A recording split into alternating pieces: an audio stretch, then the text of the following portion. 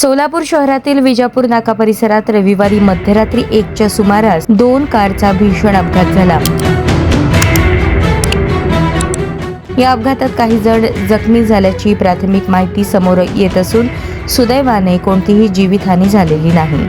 मिळालेल्या माहितीनुसार फॉर्च्युनर क्रमांक MH13 DM 7677 आणि ह्युंदाई कार क्रमांक MH13 ES 7521 यांच्यात जोरदार धडक झाली. हा अपघात इतका भीषण होता की ह्युंदाई कारच्या चालकाच्या बाजूचा भाग पूर्णपणे चेंदामेंदा झाला आहे. या धडकेत दोन्ही वाहनांचे प्रचंड मोठ्या प्रमाणावर नुकसान झाले आहे.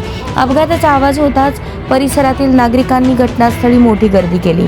स्थानिक नागरिकांनी प्रसंगावधान राखून तातडीने मदतकार्य सुरू केले आणि वाहनात अडकलेल्या जखमींना बाहेर काढले. मध्यरात्रीच्या वेळेस झालेल्या या अपघातामुळे विजापूर नाका परिसर काही काळ हादरून गेला होता.